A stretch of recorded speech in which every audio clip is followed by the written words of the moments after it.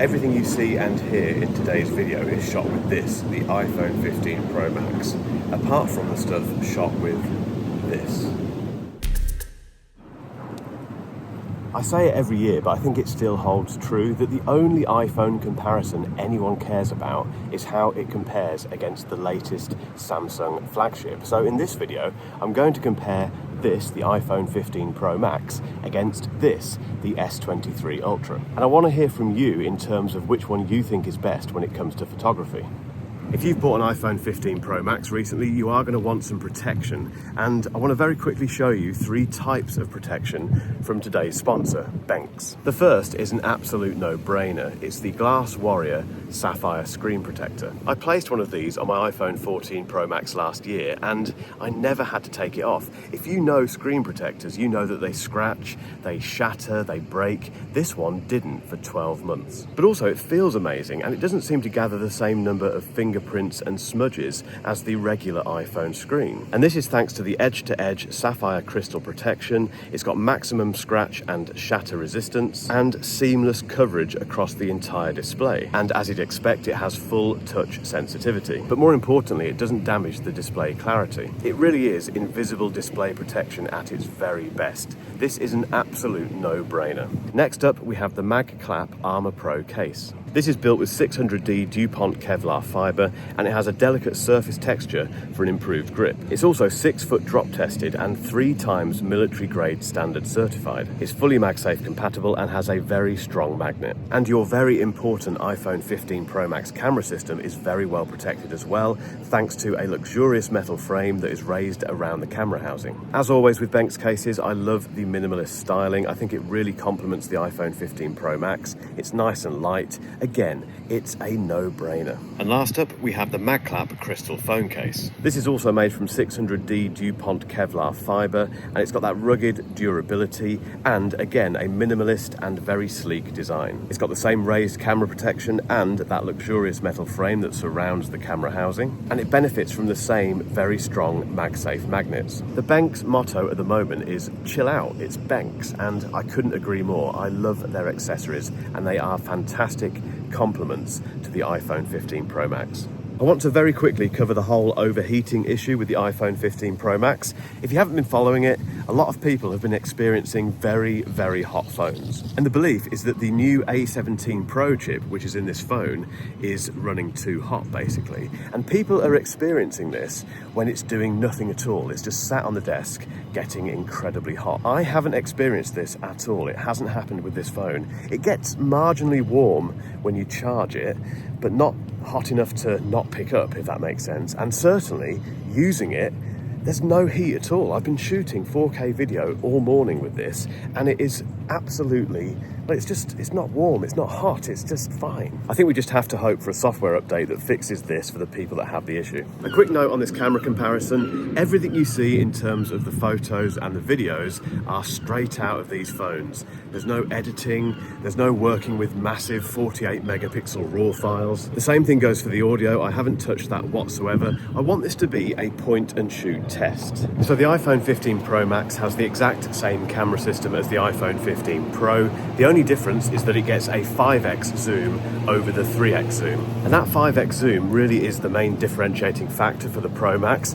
Everything else is the same. We get the 48 megapixel main camera with an f1.78 aperture, the 12 megapixel ultra wide with an f2.2 aperture, and the 12 megapixel telephoto with a 2.8 aperture. And the front facing camera that I'm talking into now is 12 megapixels. We get next generation portraits with focus and depth control, second generation sensor shift optical image stabilization, try and say that when you've had a few drinks, super high resolution photos which are 24 megapixel or 48 megapixel. There's adaptive true tone flash, a photonic engine, deep fusion, night mode portraits, photographic styles, macro photography, and finally Apple Pro RAW. And there are some new focal lengths to play with: 24, 28 and 35 millimeters. But, and as mentioned during my first impressions video of the iPhone 14 Pro Max, confusingly they all sit behind the 1X button, so you have to know to press that to cycle between 24 28 and 35, and I'm still not convinced that everyone will do that. Okay, sticking with the top trumps theme, onto the S23 Ultra, which is the phone I'm now holding. Samsung's flagship has a 200 megapixel main camera, a 12 megapixel ultra wide, a 10 megapixel 3x telephoto, and a 10 megapixel 10x telephoto. So immediately there's a lot more focal lengths to play with, and a lot more megapixels if you really want to get into that high resolution photography. And this front facing camera, just like the iPhone 15 Pro Max, is 12 megapixels, although interestingly the S22 Ultra had a 40 megapixel front facing camera. In terms of other cool photographic stuff, the S23 Ultra has the now infamous 100x moon zoom, and I've tried it. I've given the moon photo a go. This was my effort, which I don't think is too bad. And this is the same photo on the iPhone 15 Pro Max, which, well, look at it. Although it is worth noting that the iPhone 15 Pro Max only goes to 25x on its digital zoom. Back to the iPhone, and I found this new 5x focal length really useful. Doesn't sound like much over the 3x that you get on the Pro, but it makes a massive difference. And what's been really interesting during this trip to London is last night I took both phones, both the S23 Ultra and the 15 Pro Max, for some nighttime photography.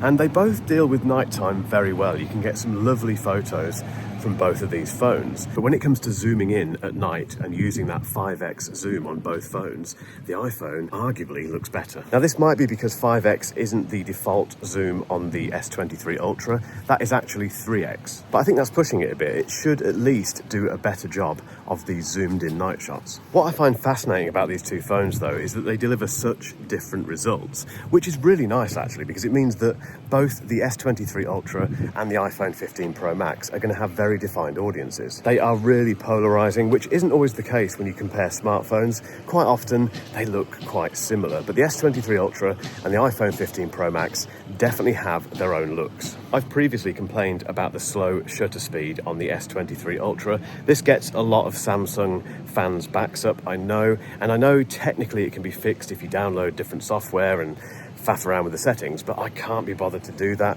It should work straight out of the box. And the problem is that if you want to take photos of fast-moving subjects like your kids or your dogs, then you're going to struggle with the S23 Ultra. And I found this in London as well. I was trying to get a photo of a red London bus coming around this roundabout, and on the iPhone I got just enough movement to make it interesting.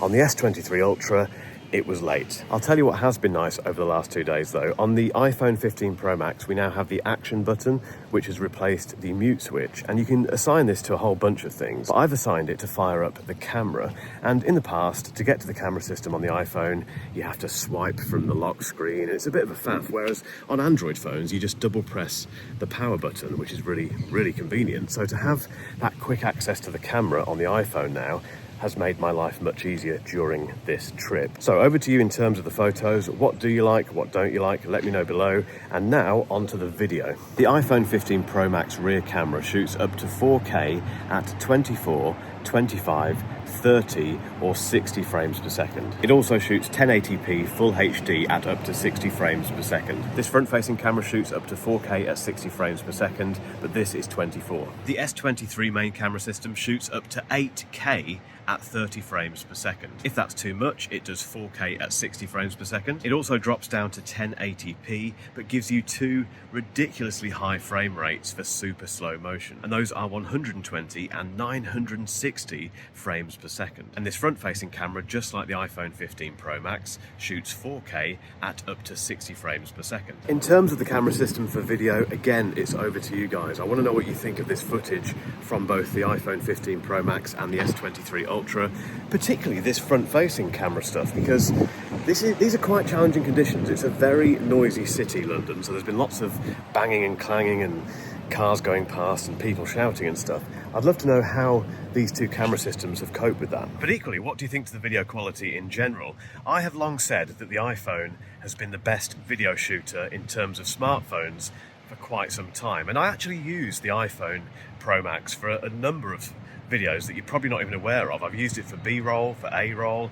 It's just very reliable. The stabilization is fantastic. It just works brilliantly. Samsung has always been quite close for me when it comes to video, but it hasn't quite met that iPhone Pro Max standard. Now, on to my conclusion about these two phones.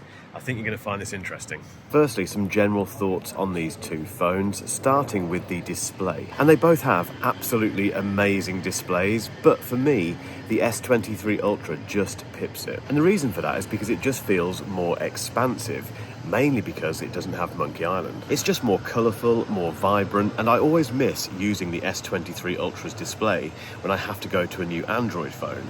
Do I ever miss the iPhone Pro Max display?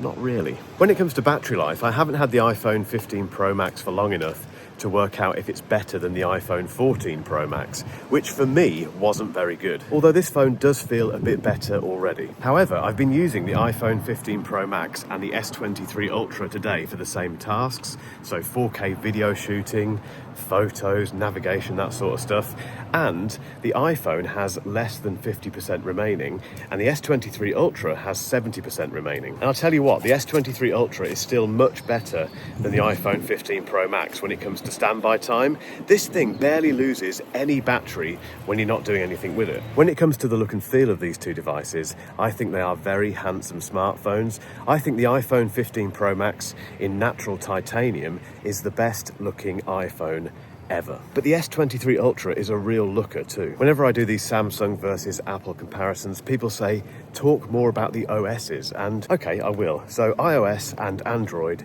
are both, in my opinion, just as good as each other. Once again, it's completely personal preference. I'm stuck in the Apple ecosystem because I use Macs and iPads, so for me, iOS is the default choice, but that doesn't make it better than Android and vice versa. But when it comes to the camera system, I would still choose the iPhone 15 Pro Max. It's just more reliable when it comes to taking photos of fast-moving objects like dogs and kids, both of which I have. And I'm sorry, but Samsung phones can still oversaturate certain colours, so blue skies, greens, reds. It doesn't do it all the time, but occasionally it's just a bit too much. I also think the 5x maximum optical zoom on the iPhone 15 Pro Max is an inspired choice.